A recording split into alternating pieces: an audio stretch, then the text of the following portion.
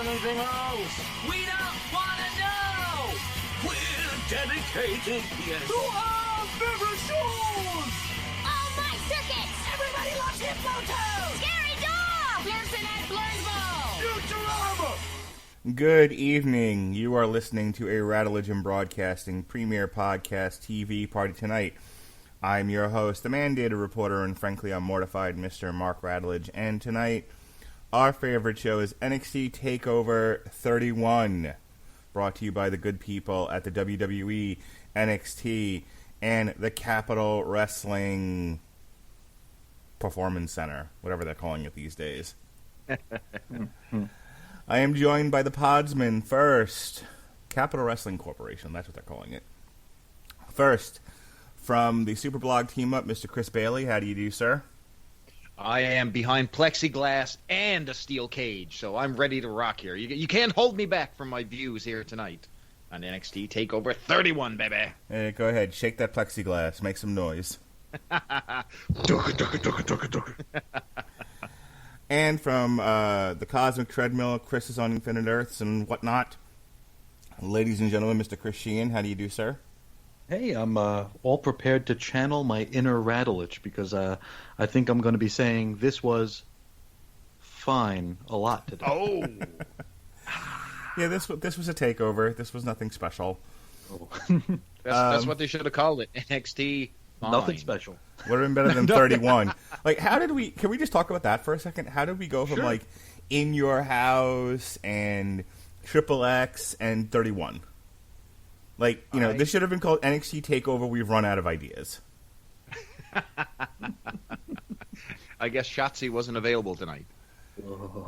Let me tell you how, when we get to the Cruiserweight match, I'm not going to have a whole lot to say because when they put up the graphic for Halloween Havoc, I was like, oh, crap, I have to check my calendar now. So, like, I went into Twitter, and I was in my calendar, and I was trying to... And it didn't occur to me until after that it's just the regular Wednesday night episode, but, like, what they did over the summer with the Great American Bash, they're just calling it Halloween Havoc. It's not a takeover. It's not a takeover, yeah. Yeah, it took me a few minutes to figure that out. But I was also reading to my son. I had to read him I had to go over his sight words with him and do his bedtime story. So I completely missed that match. Between Halloween Havoc and my son, I couldn't tell you, other than reading it off the wiki, what happened during the Cruiserweight I've got some title good match. news for you. I've Yes, got sir. some good news for you, though. I Yes. think the match is still going on right now. Holy smokes. Oh, I can't wait was to a get lengthy into the match. criticism of this one. All right, we're not going to talk about the dark matches because who cares? So let's start off with Party Boy Damian Priest, the North American champion, versus Johnny Gargano. This was coming off the heels of a mixed tag match where Johnny Gargano got the win. So this was, to sell. Can I? Did Go you ahead. say something? Johnny Gargano got the what? He got the He got win. what? He got a Whoa, win. Whoa!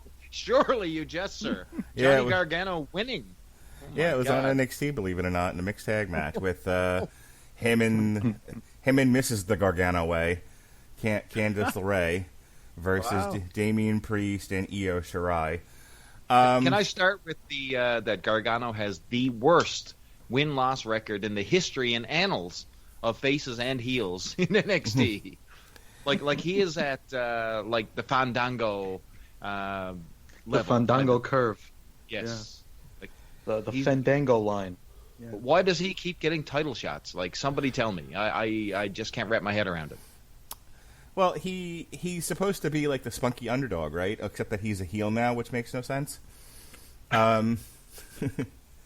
But he's that rat-faced, cheat to win, lie, cheat, and steal heel, and Damian Priest is like 10 feet tall and the champion, and so will the wily Johnny Gargano be able to beat the bigger, more powerful champion? That's the question being asked in this match.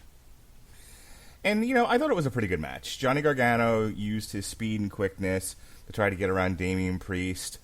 They did a lot, and I kept thinking to myself, if they're doing, this was almost this was the second longest match of the night at 18 minutes and 39 seconds, and they did everything, except for 76 Panama Sunrises. They did a lot. They went outside.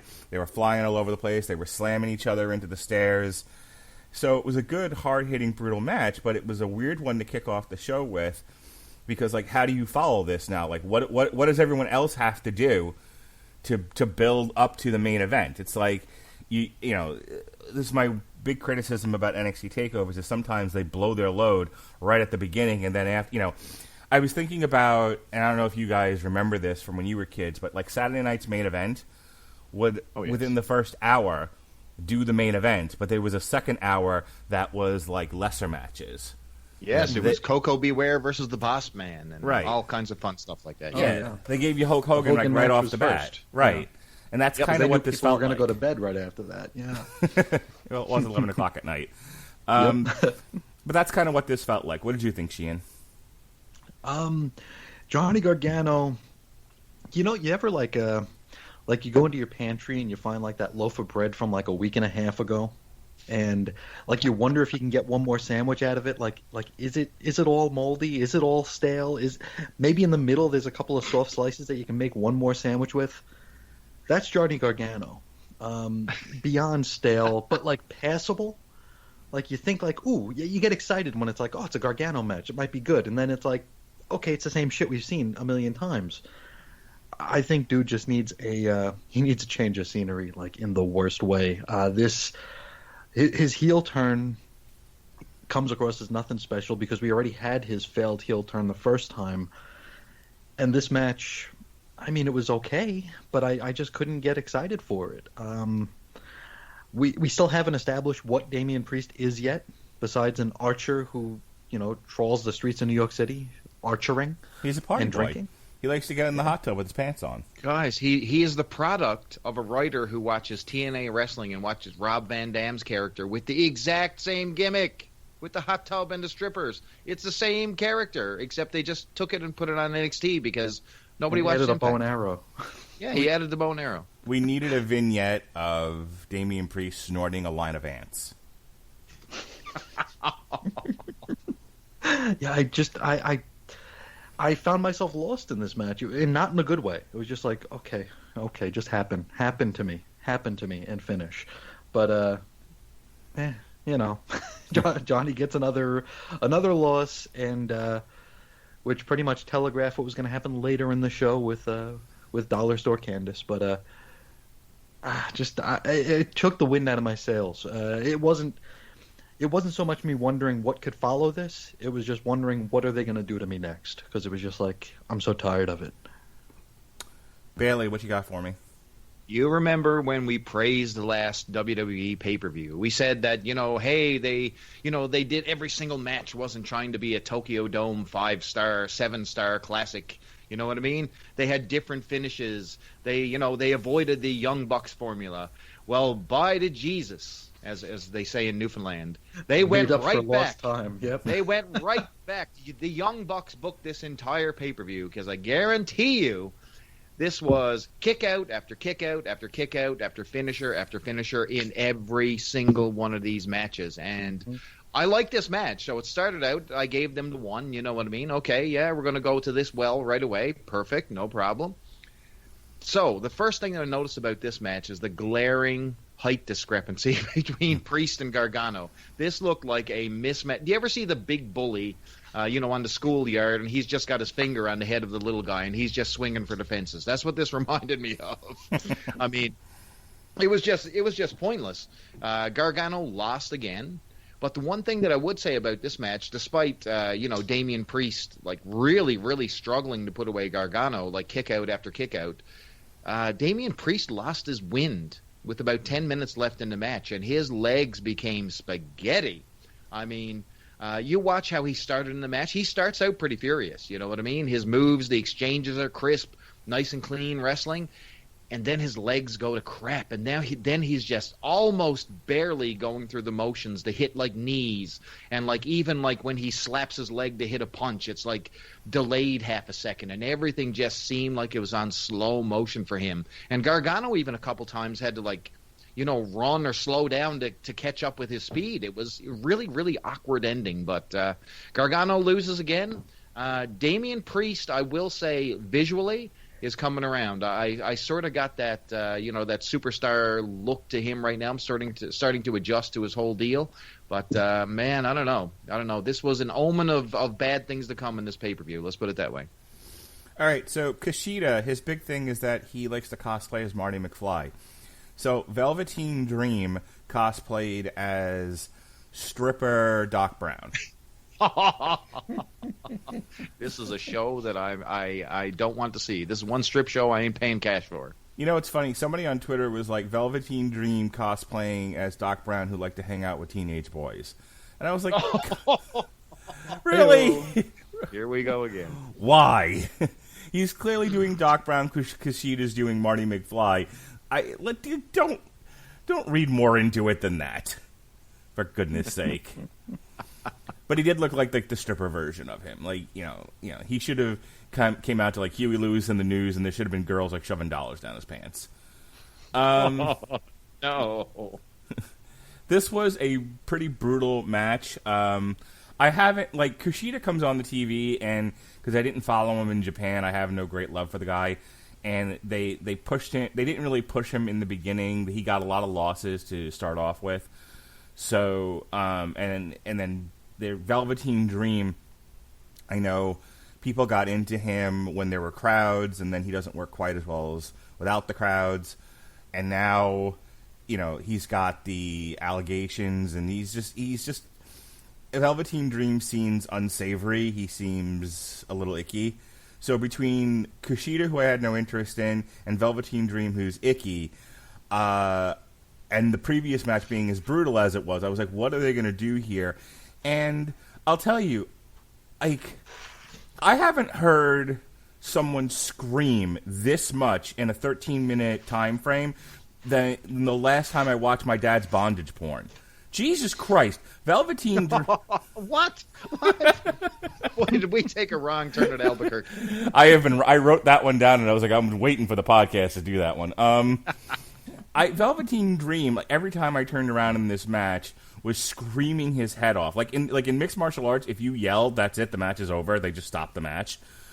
I kept waiting for them to stop it because I thought Kushida was killing the poor guy.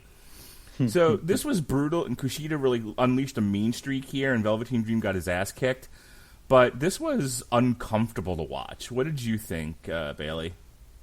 Yeah, so you're right. Like, Kushida didn't even wait for his entrance. Like, it's sad because the Kushida gimmick itself, like you said, he's a time, he's a guy at a time. He's Marty McFly. He's the guy with the cool glasses and checking the watch and all this type of stuff. That's his whole deal. And they took away his entrance, which is one of the few things that he has in his tool belt. You know what I mean? Now, Velveteen Dream is playing a really, really gross, disgusting, slippery, gross, greasy Doc Brown. You know what I mean? But it seems like every single time we see him, especially in the COVID era, he's stripping down those entrances less and less. Do you notice? Like, remember when he used to put like a full spectrum into his entrances? He used to be like, was it like Toronto? He came out as the Mountie.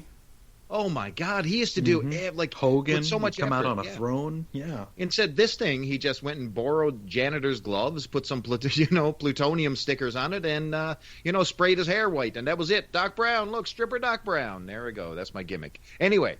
As for the match, Kushida started out with a bang, so which is strange because when you think about some of the angles that we have and some of the blood feuds we have in WWE, a lot of them start with like wrist locks and collar and elbow tie-ups. This one seemed like they had one little attack that set this match up, and this guy, you would swear to God he killed his wife and children Charles Bronson style Death Wish, because he started out of the gate and he beat the piss out of Velveteen Dream, and man, I don't know. And like you said, there's something about Velveteen Dream where I'm just uncomfortable watching this guy. And I don't know. There was a lot of yelling. There was a lot of moves. The action itself was really, really brutal. But as for the finish, I loved it because they had this the whole thing was that he has this thing called the hoverboard lock, which is basically an arm bar. And man, did they have a real fight at the end with this thing. So, several times Velveteen Dream struggled to get to the ropes, and he pulls him to the middle. He managed to get his foot on the ropes, and he drags him back in again. Like several times. Then they go to the top rope, and he still can't ditch this guy. And then he picks him up in the Death Valley Driver, the Dream thing or whatever. And he still has the damn lock on, and finally he taps. So high points for the ending and the emotion in this one, but it didn't really match the build. You know what I mean? So that's all I have to say about it. Sheehan, give it to me. Another underwhelming match. The thing with Kushida, I don't really have much affection for the guy. I didn't follow him in Japan, just like you didn't.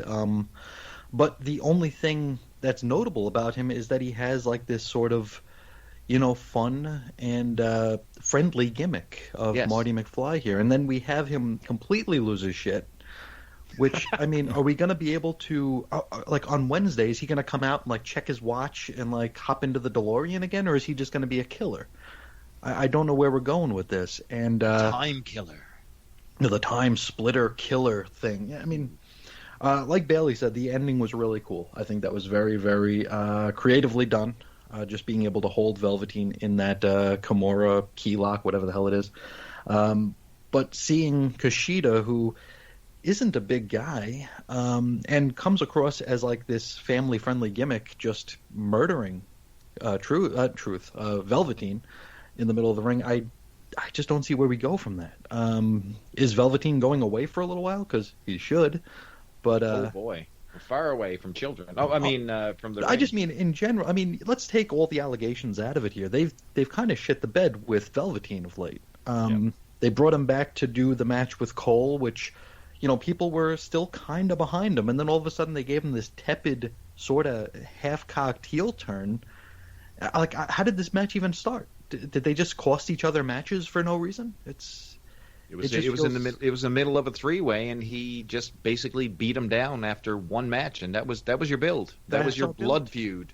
I don't, like you guys said, it doesn't match. The outcome didn't match the build, and it was just I don't think it did either character any favors. Didn't Velveteen Dream attack Kushida backstage? But why? But why? Why not? Pourquoi? Because these things happen. Duh. He spilled coffee on him. On September 8th episode of NXT, Kushida returned and attacked Dream. Hang on. On the August 12th episode of NXT, Kushida and the returning Velveteen Dream competed in a triple threat match to determine who would qualify for the ladder match at NXT TakeOver Triple X. After the match, Dream attacked Kushida. So that's what it was. Yep. That's your build. Yeah. Oof. All right. Oof. Santos Escobar, who's your Cruiserweight champion, defeated Isaiah Swerve Scott. Every time Isaiah Swerve Scott comes on NXT, I fast forward. Can I just say that every single time you mention his name, that there's always going to be a. So they always say all three names. They always say all three. It's never just Swerve or Scott. It's always Isaiah Swerve Scott. So here's my recap of this match. They announced that the October 28th edition of NXT on Wednesdays is going to be a special Halloween Havoc episode hosted by Shotzi Blackheart. Cringe. Yeah, not a great commercial. Please make sure that there's no Isaiah Swerve Scott on this one, or Santos Escobar. Please. My son has mastered all of his preschool. He's in first grade. All of his preschool sight words. And I read to him. What did I read to him that night? I don't know. I read him a book, and then he went to sleep listening to one of my podcasts. There you go. Keeping it in the family. We will cover the Halloween Havoc episode just like we did for Fyter Fest and Fight for the Fallen for AEW. We will cover that on the Friday after the show airs. My review of this match. Sheehan? Well done. Very, very apropos. Well, Isaiah Jizz Scott did his logo. Oh my God, his logo! It's all over the damn Capital One building, whatever the frig they're working in now, and it just looks like jizz, just like on every screen. It's awful. Isaiah Squirt Scott. There you go. But it was this match was very long. This was a Young Bucks match where every move resulted in a 2.9 count. What's his name? Santo Claus, whatever the hell. His friends came out. Then some dude came out to help Jizz. This was a long match, and another one that just didn't do anything for anybody. I don't think they actually put a little bit of effort into this one with Swerve being the only one who could beat what's his face. But when I looked up, I felt like this was another match where they did everything to each other, and there was no rhyme or reason to it. It was just spam move, spam move, spam move, spam move. And they made a huge deal out of Swerve kicking out of the whatever the hell move Escobar does. Because apparently nobody in the world has ever kicked out of this really lazy-looking Michinoku driver where he drops you on your back instead of your head. It's really, really flat, really flat. But they they wasted this big, tremendous kick out, on pinfall attempt number 37 in the match out of 75. And then they finish it with a double underhook facebuster, and that's how you finish it. Wow. Yeah, not great. No. Well, it's just as well for me to start because there's nothing really of any value in this match. So when you talk about two competitors, they're two competitors that I don't care about. So you've got Santos Escobar. Now he's got his little trio, right? So he's got his little faction going on with two other dudes. And man, there's just how the Hurt Business comes out, and I know when the Hurt Business comes out on Raw, I'm super pumped. You know what I mean? I look forward to seeing them. I love to see MVP on the mic. I love seeing the guys finally getting a win, a cool faction. I just got a great vibe. But when I see these idiots come out, and they got there's no heat. It's like Santos Escobar. You got Joaquin Wilde, which is the guy from TNA. Ion. Yeah, Zima Ion. And then you got Raul Mendoza. I mean, all faceless guys. Nobody knows anything about these people. Why do we care outside of, we are a Hispanic group and we are we're the bad guys? No, nobody cares. Nobody cares. You know how we know that though? We know that because they all have the same haircut. They have this. They have the Andrade and Angel Angel what's his face's haircut. They all have that same look. Remember, they used to kidnap people. That was their big thing. That they used to. That's exactly right. They were kidnapping people in the parking lot. Right. So this match, I mean, you had a lot of big spots. So I mean, you had flying uppercuts, you got moonsaults, you got flatliners, you got Frankensteiners off the top rope. I mean, you got some pretty high impact moves, but it doesn't matter. They sold nothing. Every single move was meaningless. You had rolling thunders. I mean, Three Amigos, there was nothing that meant anything. By the end, they were starting to sell a little bit, so they were showing fatigue, so you thought that some of these falls actually meant something. But then you had the two guys come out, so Mendoza and the other guy comes out, and he's, they're going to try to attempt to pull a swerve on the Swerve and, knock him out of the match. But then this guy comes out, so the guy who comes out, what's his name? Ashanti Adonis is his name. And he comes to the ring. Now, one of the things about a run-in is that most people need to know who this guy is to get excited. I thought it was like a fan, some idiot. I'm like, I don't even know who this guy is. And then I'm like, oh, that's that Adonis guy. And the announcers really couldn't even piece together what was going on. It was just, this was a mess. It was like a Young Buck Central. I mean, they did 450 splashes. You did all your regular moves.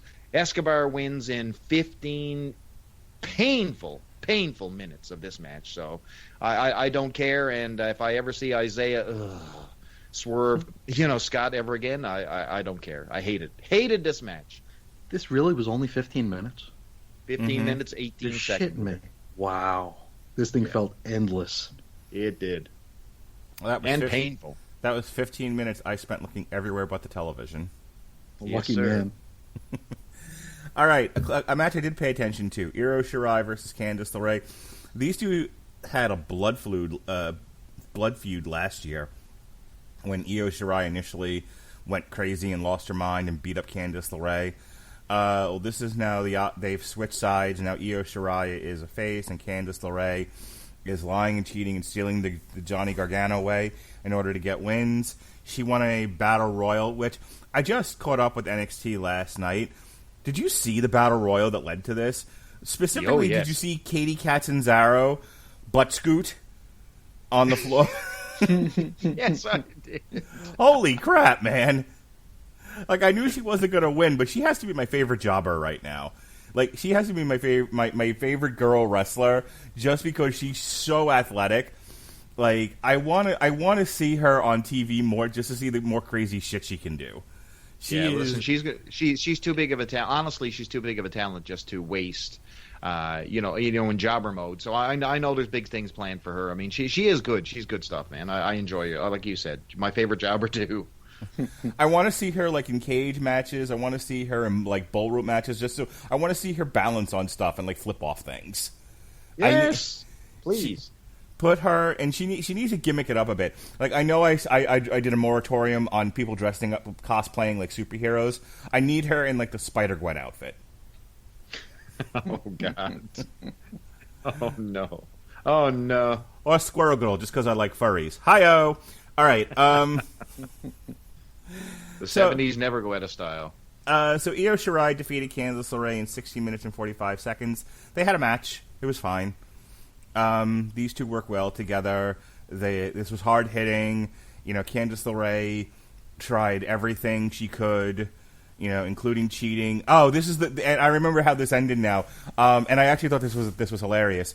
So they bumped the ref. I made my daughter watch this match. I made my daughter watch this match. I always make her watch the women's matches. They hit the ref once, and she was just like, "Oh, that poor ref." Then they bumped the ref out of the ring entirely. She was like, "What the hell, man?" She was like, "That poor guy. Why are they beating on him?"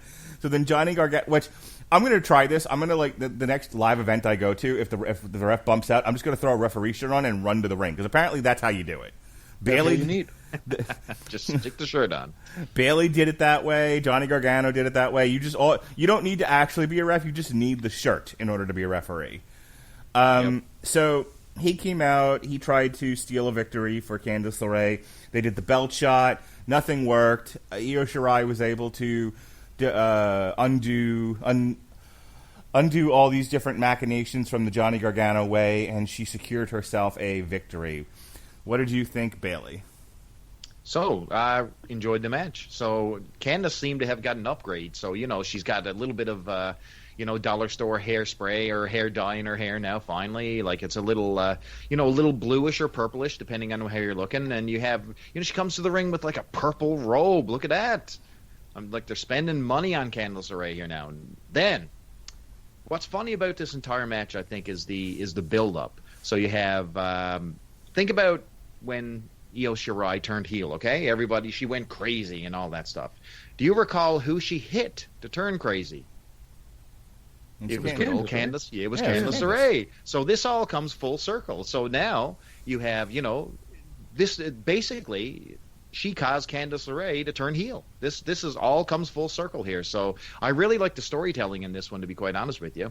The action was pretty basic. Let's be fair here. Candice LeRae is, she is only at a 3-star level at this point. Like, she doesn't have any big flashy moves. Io Shirai can wrestle a broom and make this thing look good. You know what I mean? She can do all her moves. She looks spectacular in the ring. I'd love to see her in a match against Shida over on AEW. I think those two would actually pull a good match out of each other, I think. And just to think, we got 2 Japanese ladies, in the top 2 companies in the world right now, headlining as champions. So I liked it. She finished her. I liked the Gargano thing at the end where he came out. He tried to be the referee. They had the ref bumps, all kinds of shenanigans. So that was kind of fun. But then you had old Shirai just finished her off with the Spanish Fly, and that was it. And that's all it should be. But the story of this match was actually after the match. So when the match was over, Toni Storm appeared out of nowhere in a pre-taped video on the screen, and she said she's coming to NXT. What was funny about it was that it didn't look like Shirai was either listening or paying attention. She was just sort of still giving the "I number one." I no speak the English. Yes, I know nothing what she says. I don't know who she is on screen. But then who is Blonde Gaijin? Yes. And then just when you thought it was over, then somebody else comes in. They show a video of the outside of the ring of somebody coming on a motorcycle and coming in a side exit, makes their way towards the ring, and they have a motorcycle helmet on. And when they pull the motorcycle helmet on, to the shock of Io Shirai, is the lady who dodged a retribution bullet because, by God, she was originally supposed to be part of that disastrous mess. But it looks like she dodged a bullet there. And good old Ember Moon showed up. So now you have two. The ladies' roster just picked up big time. So now you have Ember Moon and Toni Storm all banging on the doorstep of Io Shirai. So pretty cool ending, but they couldn't decide on which one to go with. That's the first time, I think, in history where you had two technically debuts at once. One filmed and one live. It was really strange, but whatever. Yeah, it seemed like overkill. Chris? A bit. The match was what it was. I'm beyond tired of seeing Johnny Gargano do anything. His hijinks. I mean, he comes out in the damn referee shirt, and it's just like, really, dude? Come on, just go the fuck away. The match was okay. The match was pretty decent. I think Candice, this is probably one of her better performances that I've seen. I thought she was really good. She impressed me a bit. Of course, she didn't win, and she shouldn't have won, which was, kind of the thing. The thing at the end with Tony and poor Ember Moon, I mean, they've been building to a NXT champion returning for like the past 3 or 4 weeks of NXT TV. Yep. Like where they would show these like cryptic, I don't remember what date it was, but it would have like the date on the screen, like the 15,000 times that Sting would show up back up on TNA, and they put like a cryptic date on the screen. It's like, oh, who is it going to be? Of course, it's going to be Sting, you asshole. So we get that, and we're building to it, and we take the wind out of our poor sails there by putting Tony first. It's like, couldn't we have like saved Tony for Wednesday? And it was pre-taped. It was and Io Shirai couldn't care less. She did not give a rat's ass. She barely looked at the screen. She's like, "Oh, is that my Titantron? What is it?" But we have this return of Ember Moon, an NXT champion who's coming back to set things right and to reignite a division. And did you need Tony time? No. Did you need it? No. Certainly not. Well, that was my question. Like, why isn't Toni Storm back in NXT UK? Don't they need her there? Didn't they fire half their roster because they're all perverts? Yeah. They still make Maybe NXT that's UK? why. Maybe she's uncomfortable. Maybe. But they got rid of all the sex perverts. They flushed them out. I don't know. They shut the promotion down. Only the out and proud ones. So you never know.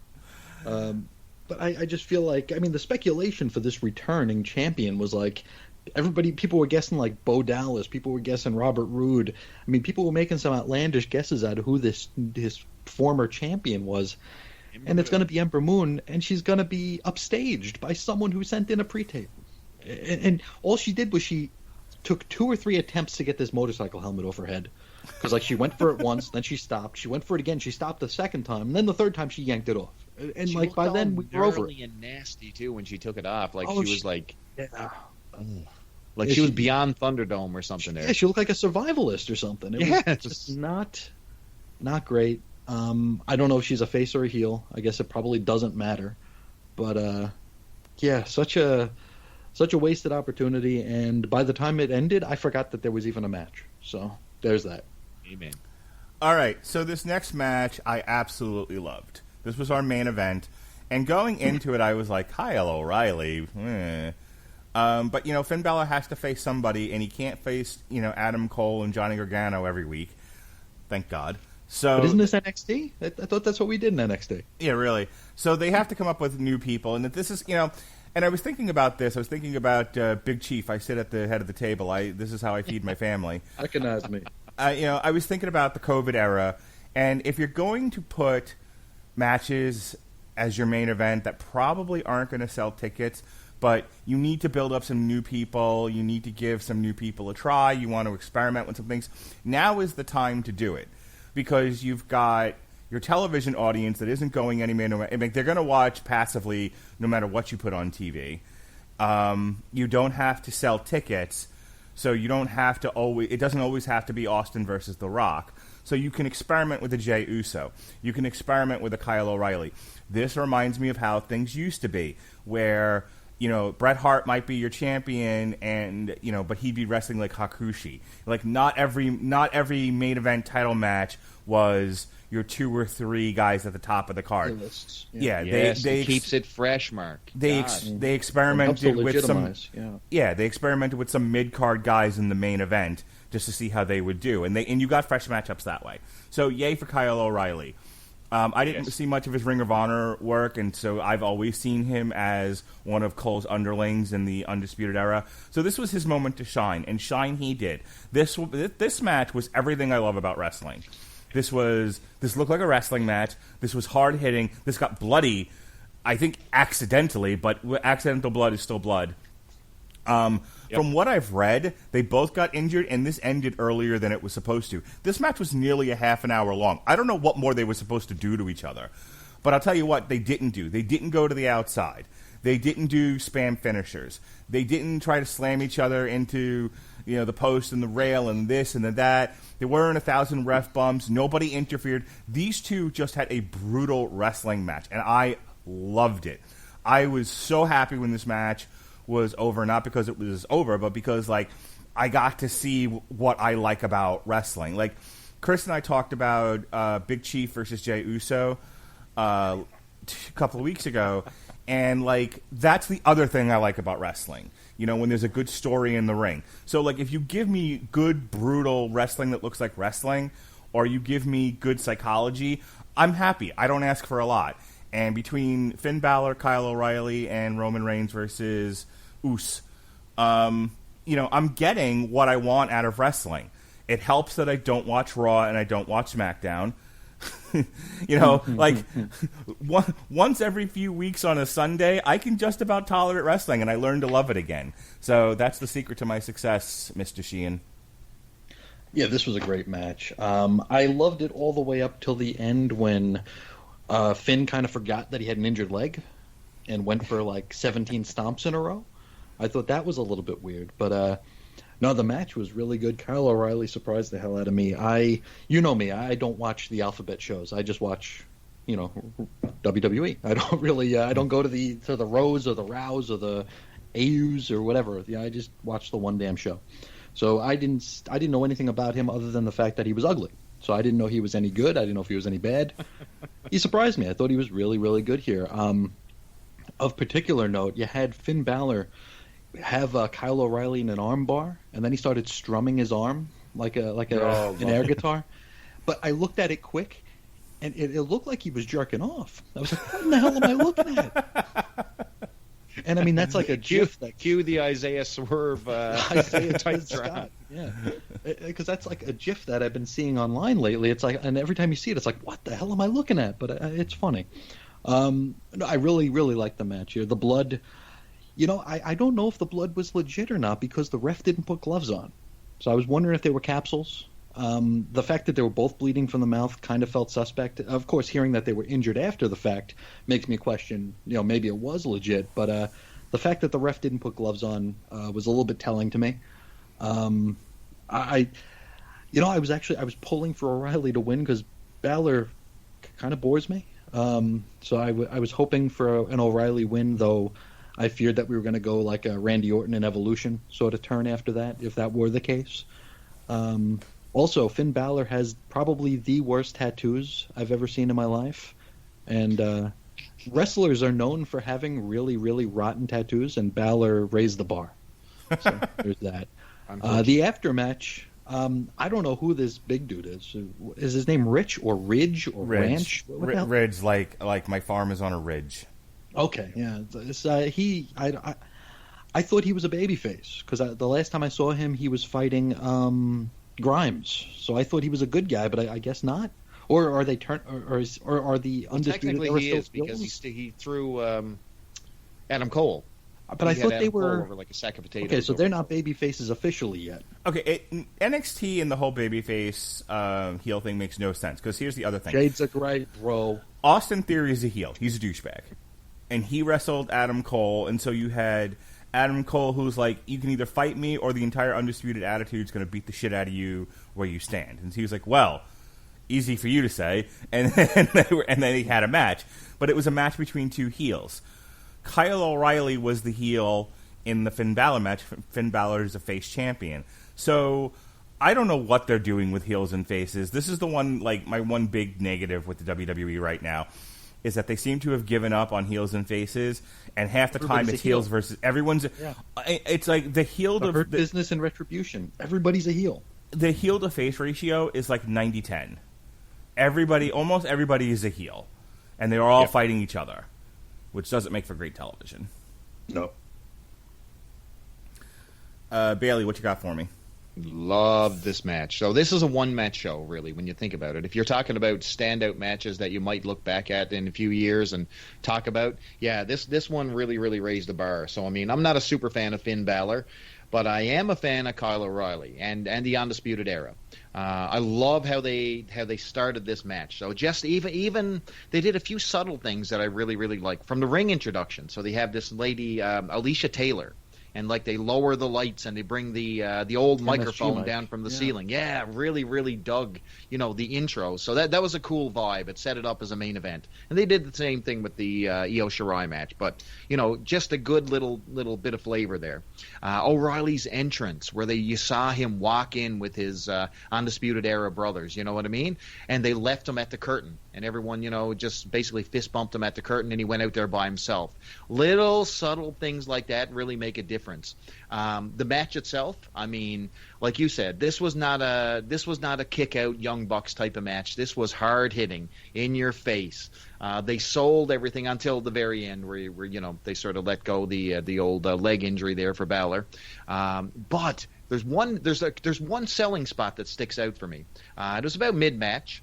And Balor gives him this almost like a back kick to the gut, and O'Reilly, it's almost like he no-sells it, but then he stepped back, and it was like, do you know when you get the wind knocked out of you, it doesn't hit you right away, and it just hits you 2 seconds later, and you're like, oh, and you sort of double over.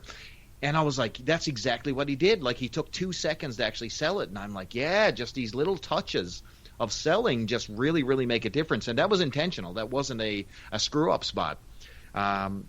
And I mean, not having the interference and all the shenanigans, these guys just beat the crap out of each other. Really, really good series of exchanges. And man, Balor earned this win. You know what I mean? He really, really had a great match against Kyle O'Reilly. And I mean, I'm familiar with all O'Reilly's work. When he was in Ring of Honor, he was with Fish as Red Dragon, and just really, really standout wrestling. But I think that this match served its purpose, and I think if you talk about elevating a character, I think they elevated O'Reilly here. At least put him up one notch above like a tag team wrestler here, absolutely.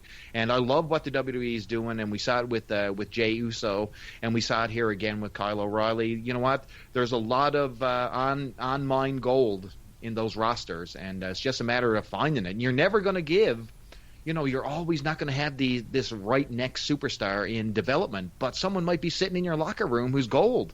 You know what I mean? Stone Cold Steve Austin, they didn't think he was going to be anything. Stunning Steve, long, big hair, came out with Lady Blossom. I mean, who would have thought that he would be the biggest star that, WWE's ever seen outside of Hulk Hogan? No one would have thought it. So I love playing with the roster.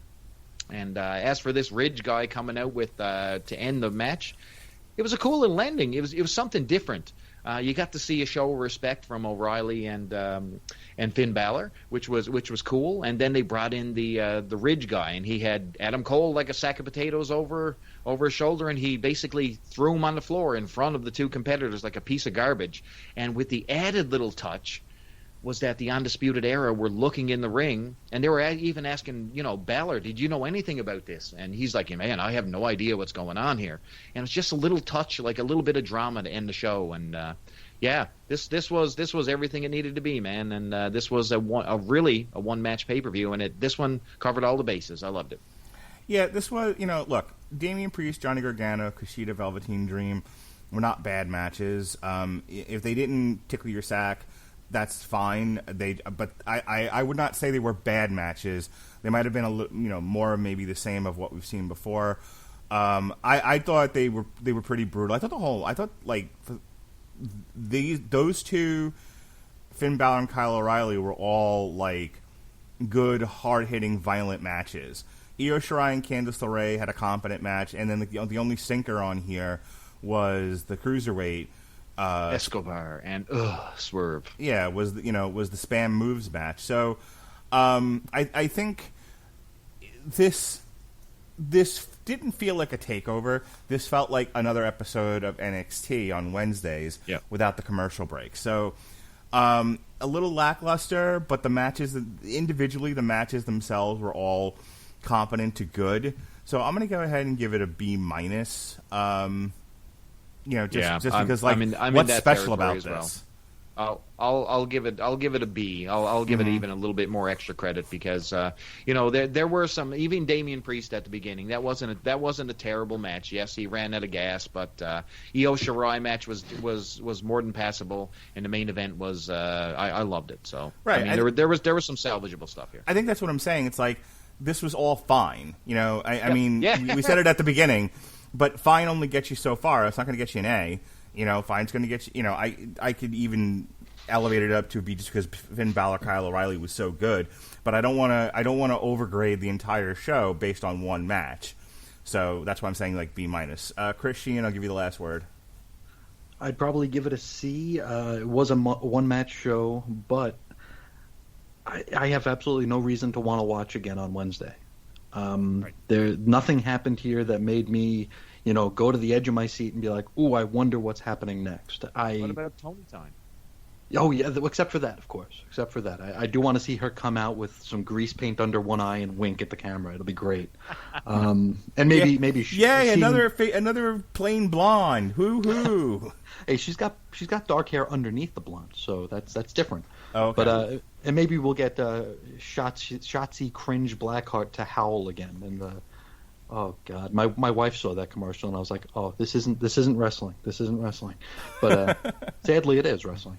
But I'm coming away from this, and usually I'm optimistic after the NXT shows, where I really want to see how the pieces fall afterwards. Here, I could give a rat's ass. We're getting the same thing over and over and over again outside of the main event.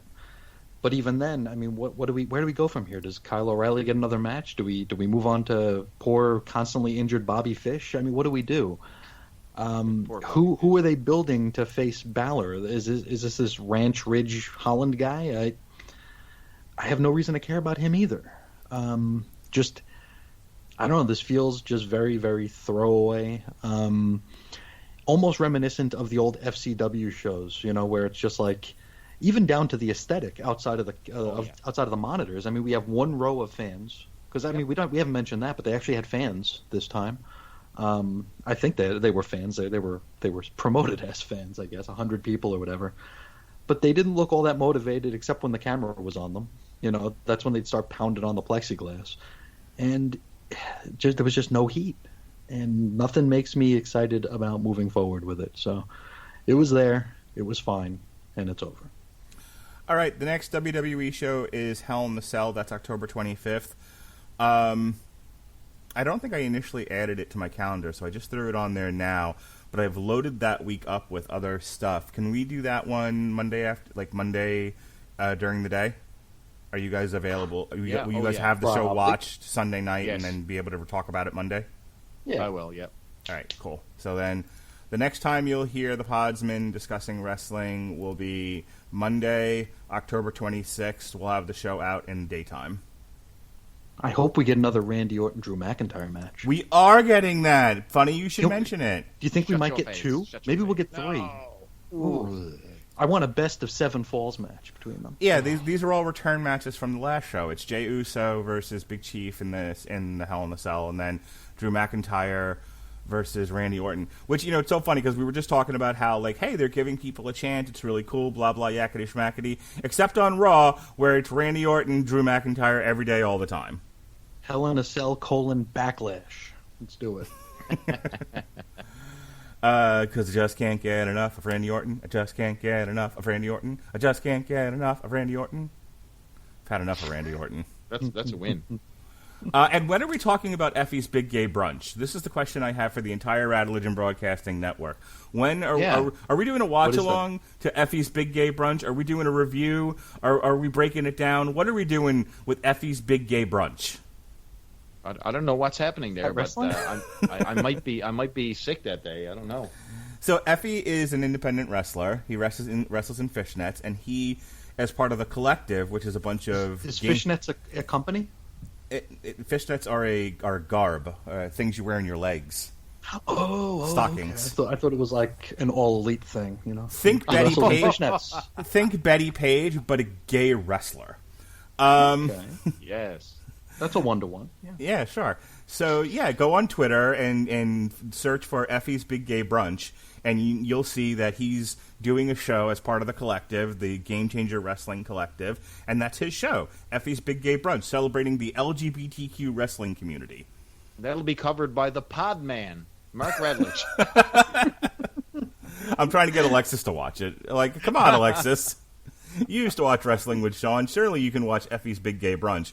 But I'll tell you what, the one I'm really looking forward to. This is no, I mean, like, I'm looking forward to Effie's Big Gay Brunch just because I'm an idiot like that.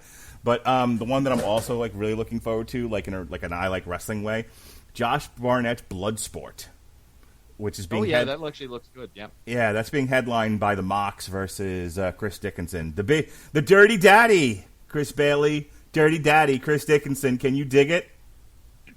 Dirty Daddy. I thought that was Jesse Starcher. Oh, wait a second. No. No, he's the disapproving dad. Disapproving. Yeah, right. Sorry. I get my kids to chant Dirty Daddy. They're like, Dirty Daddy. Why are we doing this? Why can't we watch YouTube? There's no hope. There's no hope for the Radliges. I want to get my son to chant it in his first grade classroom. Like, all right, we're going to do sight words. And then him just like jump up, just knock his chair over and just start yelling out Dirty Daddy.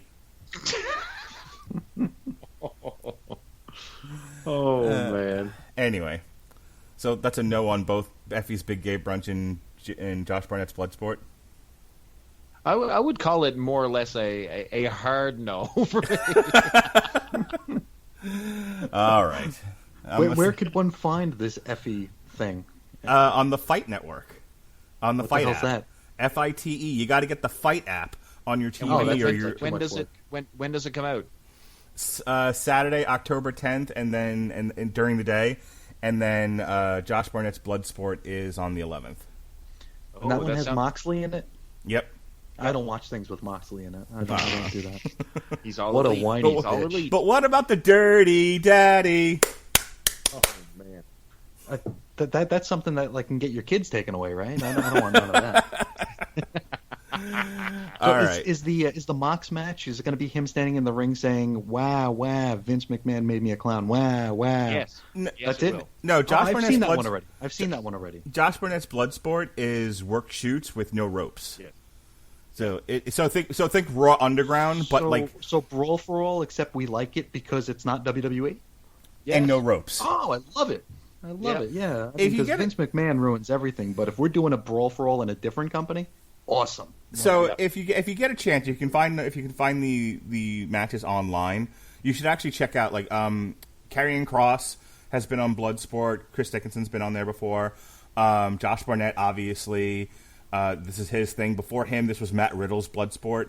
So I think the last one I saw actually had like a couple of guys from the UFC in there. It was like Frank Mir. I think Dan Severn's done it. So it really is like a good mix of like good like shooters, and it's good Dean work Ambrose. shoots. Yeah, and Dean Ambrose. He was supposed to be on. He was supposed to be on the last one, but then at first he got like a staph infection, I think it was, and then the COVID happened, so there was no Bloodsport. Did they he's not lying- book he's him? Did using they up not his sick book him to days. win? Did they not book him to win? Because I know he's not good with that. Yeah, I'm If sure they book him to lose, he'll know he won't show up. He'll quit. I'm sure he'll probably end up beating the Dirty Daddy, but Otherwise, he wouldn't show up. but I'm still interested. I like these work shoots. Bloodsport is good. Yeah. I agree. Thank you, Chris knows.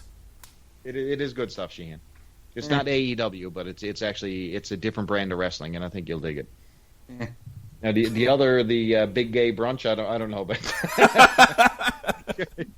you're on your own with that one. That's Effie's Big Gay Brunch. Thank you very much. So who else is on the Big Gay Brunch? Oh, let me bring it up for you. Here, hang on. No. Okay, I need to know Don't here. encourage him. Effie's Big Gay Brunch. Woo! I could talk about Effie's Big Gay Brunch for hours, by the way. I can tell. By yourself? Maybe, yes. All right, the lineup for Effie's Big Gay Brunch. Justice Manders, AJ Gray, Manser versus MV Young, Billy Wait a minute. Yes. The Manser? The Yes. Manser? The Oh, Manser. Versus MV Young, Billy Dixon, Josh Wavera, O'Shea Edwards. Cassandro versus Sunny Kiss. Woo! We're getting Sunny Kiss at the Big Gay Brunch. No. Effie versus Priscilla Kelly. Priscilla Kelly, the infamous... He's the one who yanks a tampon out of her. yeah, out the of her tampon incident. The unfortunate tampon incident. Dark Chic versus Still Life.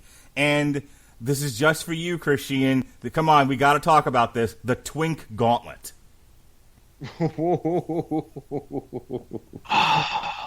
I do not know these people. How long is the show? How long is the show? I'm guessing it's got to be about 2 hours. I'll let you know. The Twink Gauntlet might be worth. Yeah, it might be one for the ages. Yep. This is the second attempt at Effie's Big Gay Brunch. They were supposed to do this WrestleMania weekend, so I was very. I told everybody at work about this. I was running around showing people like a flyer for Effie's Big Gay Brunch, and then COVID happened, and my life was ruined. That might have been the one plus of COVID.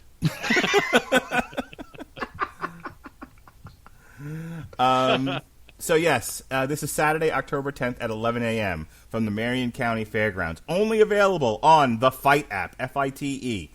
Effie's Big Gay Brunch. Does that cost money? Like $10. $10. Sheehan. Chris Bailey, yo ho ho and a bottle of rum. Eh? Hey, me hearties. We got you covered with the Google Drive. All right. In the meantime, speaking of plugs, I'm gonna move along from this. Tonight, myself and the disapproving daddy, Mr. Jesse Starcher, we were gonna do the new John Dolleman album, but he listened to it ahead of time and said it sucked. So we're calling an audible. We're switching gears. We're gonna do Ace Frehley Origins Volume 2, his new covers album. Oh, wow. Earlier this week, myself and Alexis Haina reviewed Wonder Woman: The True Amazon. You can check that out in the archives. Last week we did Stars and Stripes issues 0 through 6. We did Stargirl Season 1, BPMD American Made. We reviewed Clash of the Champions last week, Big Chief. We reviewed Agents of It was only S.H.I.E.L.D. a week ago? Yeah, I know. It felt longer. I legit thought it was longer than that. I thought it was last month. Next week, it's all Lucifer all week long. We've got myself, Chris Sheehan, and Alexis Haina doing the first volume of the Lucifer trade paperbacks, Devil in the Big Gay Brunch. No, Devil in the Gateway, which is issues 0 through 4 of the Lucifer series. And then me and a whole bunch of people will be reviewing Lucifer seasons 1 through 5.5. Then Jesse and I will look at Yorn, Heavy Rock Radio, which came out in 2016. The following week we'll do his follow-up to that, which came out this year, which is Heavy Rock Radio 2, Executing the Classics. And then finally, on October 15th, I'm going to watch a horror movie that's supposed to break my soul and send me cowering into the corner, according to Robert Winfrey. This is one that he's been holding over my head. He says, you're not going to watch this. You're a big pansy. Well, I don't cotton to pansiness, and I'll watch anything if I'm challenged to. So I'm going to watch The Babadook. The Babadook. The Big Gay Brunch. Exactly. Same status. Yep. What is the Babadook anyway? Some sort of supernatural horror movie that he insists is like just soul wrenching. So we're gonna do a TV party for the Babadook because it's Halloween season. This is the season for horror and whatnot. So that's what we do here on the Rattlegion Broadcasting Network. Chris Bailey. How do you do? Oh, let me tell you what's going on. So myself and Sheehan are raging through the last episode of Moratory Mondays. This thing is going to be, by the time it's finished and the recording is put to bed, this thing may be 95 hours worth of footage by the time we piece this together. Yes, it's a biggie. Plus, we got the new fall season, which I'm sure that Chris will talk about. We're doing some different shows. Quester Days is returning, and plus another secret little diabolical plot we got going on there, plus some more fun stuff. all over there on the Chris and Reggie Network. On top of the Podsmen and all that stuff, I'd like to say a big go fuck yourself to Low Effort Dave. And yeah, that's all I got. That's all I got. What? that one's for Chris Sheehan. Ahem. Ahem. There you go. So you could find me over at chrisisoninfiniteearths.com, also chrisandreggie.podbean.com, where, yes, we are starting a new fall season, a late fall season, but then again, I live in Arizona where it's still about 104 degrees outside, so it ain't really fall here just yet. We get about a day and a half of it, I think. Maybe the second week of December, we get a day and a half of fall. So that's when my allergies kick up, and it's a wonderful time for everybody. But yes, we have new shows coming. New guests, new hosts, new stuff. There'll still be some of the old stuff continuing along, including X-Lapsed, which is my mostly daily look at the current year X-Men books, day by day, issue by issue. Today, what the hell episode came out today? 34, I think? So it's among the longer running shows at the network so far. So having a good time doing it. It's been fairly decently received, or it's been received anyway. I've heard actual feedback from it, which is something altogether new for me. Usually I'm the vestigial limb of the comics commentary community, and people generally don't acknowledge my existence, but here we are. People are commenting. So I know people with ears are hearing it, so that's good. Also doing a little bit of writing on the blog, not a whole heck of a lot, just looking at some weird old X-Men stuff. Looked at the X-Men at the State Fair of Texas, the freebie that came in a Dallas newspaper back in 1983 that I was convinced for the longest time didn't exist. I actually wrote one of my very first emails to a professional when I wrote to Gareb Shamus of Wizard Magazine to inquire whether or not it was real, like back in 1994. And he wrote back and said it's real, but he's never seen it. So I finally found it, paid about $1.50 for it, so it was all good. Also going to be doing a look at Obnoxio the Clown versus the X-Men, also from 1983, and there we'll meet the mutant Ice Cream, who has the mutant ability to change into any flavor of ice cream he likes. So there's that. Nice. He appears. That has Radlitz written all over it. And he only appears one time in this one issue. So I'm surprised the folks like Jonathan Hickman haven't brought him back for a cameo. But what happens? Does he melt? He does. He melts and slides under doors. That's about it. That's basically all he does. But now having a good time with that. Having a good time with a lot of the audio and written stuff. I've been, as many people know, I've been kind of out of it for about 6 months now. But I'm finally, getting back into the swing, and we got a lot of things coming. So chrisandreggie.podbean.com, chrisisoninfiniteearths.com, and at Ace Comics on Twitter is where you can find all my shit. All right, folks, thanks for joining us here on TV Party tonight. We have been the Podsmen. Be well, be safe, and behave. Free Pat Mullen.